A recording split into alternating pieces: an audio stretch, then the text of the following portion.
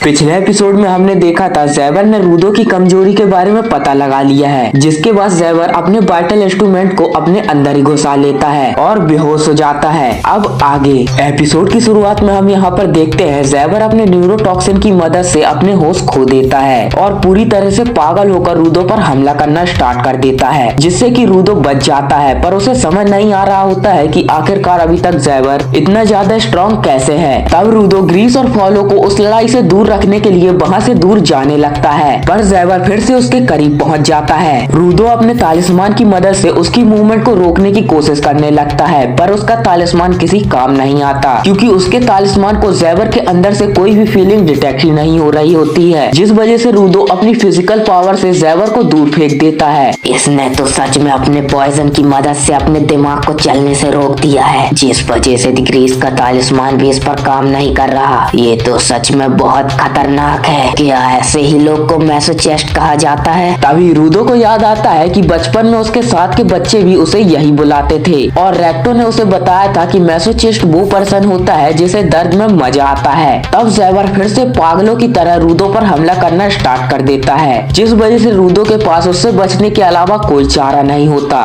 पर तभी ज़ेवर आसपास के पिलर्स को तोड़ देता है और रूदो के ऊपर और ज्यादा स्पीड से हमला करना स्टार्ट कर देता है, जिस वजह से रूदो तालिस्मान की मदद से खुद को प्रोटेक्ट करने लगता है। पर ज़ेवर फिर से उसके करीब पहुंच जाता है, पर तभी अचानक से जाका की स्टाफ आकर ज़ेवर को दूर पटक देती है, जिसे देखकर रूदो हैरान हो जाता है। मुझे यकीन नहीं आ रहा कि ये पागल बंदा बिना मुझे हराए ये कमजोर बंदे से लड़ रहा है। तो चलो रूदो, अब मुझे भी इससे लड़ने दो, क्योंकि मुझे इससे हिसाब चुकता करना है। तो तुम इसके हमले से बच गए, पर तुम्हारी हालत कुछ ज्यादा अच्छी नहीं लग रही है। मेरे अंदर अभी भी बहुत एनर्जी बची है, तो इसलिए मेरी चिंता मत करो। और तुम्हें देखकर लग रहा है कि तुम्हें अपना वाइटल इंस्ट्रूमेंट चलाना आ गया है। ये तो सच में काफी कूल दिखाई दे रहा है, पर इसकी एबिलिटी ज़ेवर पर काम नहीं कर रही है, क्योंकि वो इस टाइम पर कुछ सोच ही नहीं रहा है। तो इसका मतलब तुम्हारा इंस्ट्रूमेंट तभी वर्क करता है जब इसे किलिंग इंटेंट फील होता है। आखिरकार तुम्हें इसके बारे में कैसे पता? मैं काफी टाइम से इसकी और तुम्हारी लड़ाई देख रहा था, तो इसलिए मैंने ये अज्यूम किया। और तुम अपने वेपन से इस पर हमला नहीं कर सकते और मैं भी अच्छे से मूव नहीं कर सकता। तो इसका मतलब यही है रूदो कि तुम्हें मुझे अपने आप को मारने देना होगा। चिंता मत करो, ये बस एक टेस्ट है। मुझे बस अपने आप पर एक बार हमला करने दो। आखिरकार तुम कहना क्या चाहते हो? इस टाइम में ज्यादा हिल नहीं सकता, पर अगर मैं तुम पर हमला करूंगा तो तुम्हारा तालिस्मान वर्क करेगा और इसके बाद मैं वहां पहुंच सकता हूं जहां पर मुझे पहुंचना चाहिए, जिससे कि हम इस बंदे को हरा सकते हैं। वो सब कुछ तो ठीक है, पर अगर तुम गलत हुए तो फिर मुझे चोट लग सकती है। अब तुम्हें इतना तो सहना ही पड़ेगा ना। तभी ज़ेवर फिर से उठ जाता है और उन दोनों पर हमला कर देता है। तब जाका रूदो को ये चेतावनी देता है कि अगर ज़ेवर के क्लॉज उसे जरा सा भी छू लेंगे तो वो बिल्कुल नहीं हिल पाएगा, जिस वजह से उसे ज़ेवर के क्लॉज से बचना पड़ेगा। तब जाका रूदो पर हमला कर देता है, जिस वजह से रूदो का तालिस्मान एक्टिवेट हो जाता है और जाका सीधा ज़ेवर के पास पहुंच जाता है और उसका अटैक सीधा ज़ेवर के ऊपर जा लगता है, जिसे देखकर दोनों ही हैरान हो जाते हैं। ओए रुको जरा, तुम सच में मुझे हर्ट करने वाले थे ना?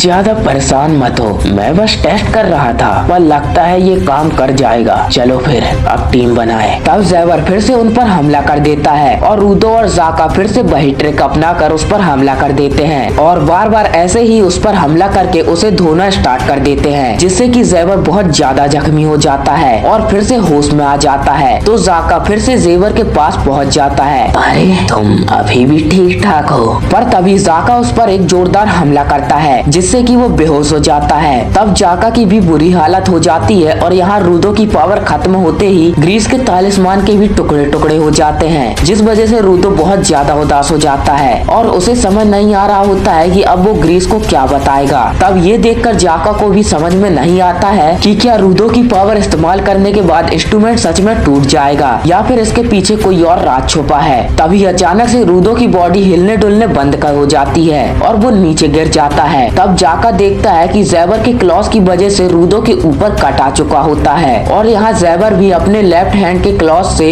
अपने आप को कट करके दोबारा से खड़ा हो जाता है। मुझे नहीं पता कि क्या हुआ, पर लगता है जब मेरा दिमाग काम नहीं कर रहा था तब मैंने अच्छी लड़ाई लड़ी है। रुको जरा, आखिरकार इतनी मार खाने के बावजूद तुम खड़े कैसे हो सकते हो? ये मेरे लेफ्ट क्लॉ का कमाल है। क्या ये हील कर सकते हैं? क्या तुम मजाक कर रहे हो? देखो, ऐसा कुछ भी नहीं है। मेरे लेफ्ट क्लॉज का स्मॉल डोज मेरे पेन को खत्म कर देता है। पर हाँ, मानना पड़ेगा कि तुम लोगों ने मुझे बहुत बुरी तरह मारा है और इसमें सच में बहुत मजा आया। मेरे राइट क्लॉ का जो पॉइजन है वो मुझ पर सिर्फ 10 मिनट ही काम करता है, पर तुम्हारे ऊपर वो 30 मिनट तक काम करेगा। तो चलो फिर, अब मैं तुम्हें 30 सेकंड डोज भी दे देता हूँ। मैं नहीं चाहता कि मेरा बॉस दोबारा मिशन फेल होने की वजह से मुझे गालियाँ सुनाए। तब पॉइजन की वजह से जाका फिर से नहीं हिल पा रहा होता और ज़ैबर रूदो को उठाकर वहाँ से जाने लगता है और तभी उसे याद आता है कि उसके दो साथी तो पीछे ही रह गए, पर उसे उनकी कोई फिक्र नहीं होती और वह रूदो को लेकर उस जगह से बाहर चला जाता है, जहाँ हम देखते हैं रियो उसका इंतजार कर ही रही होती है। और तभी एंजन आकर ज़ैबर पर एक जोरदार हमला करता है। तब वहाँ पर और भी क्लीनर्स की टीम आ गई होती है।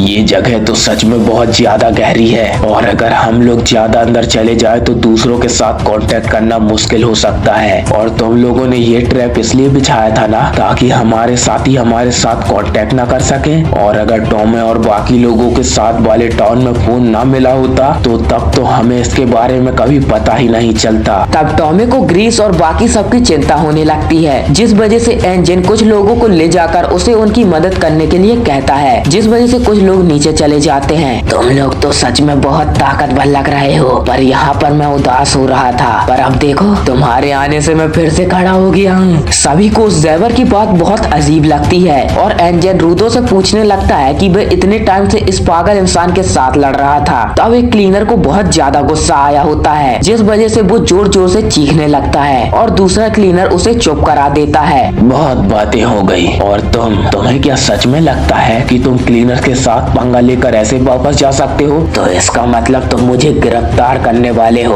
और इसके बाद मुझे जेल को तोड़ने के बारे में कुछ सोचना पड़ेगा। पर माफ कर देना, ऐसा कुछ भी नहीं होने वाला, क्योंकि मुझे रूदो को लाने का ऑर्डर मिला है, तो इसलिए मैं बिना रूदो को ले जाए यहाँ से वापस नहीं जाऊंगा और इसके लिए मैं मर भी सकता हूँ। तब ज़ैबर फिर से अपने क्लॉज को एक्टिवेट कर लेता है, पर तभी एक लड़की आकर उसे पकड़ लेती है और उसे वापस चलने के लिए कहती है, पर ज़ैबर इसके लिए मना करने लगता है। तब एन को समझ में नहीं आ रहा होता है कि आखिरकार अचानक से वो लड़की वहाँ पर कैसे आ गई। तब वो लड़की ज़ैबर को बताती है कि अब टाइम खत्म हो चुका है और अब उसे वापस जाना होगा। और तब वो जैसे ही अपने बॉस के बारे में बताती है, वैसे ही ज़ैबर उसकी बातों को मान लेता है। तब क्लीनर्स देखते हैं कि ज़ैबर के पीछे एक मेन होल होता है, पर उन्हें उसके बारे में कुछ पता नहीं होता।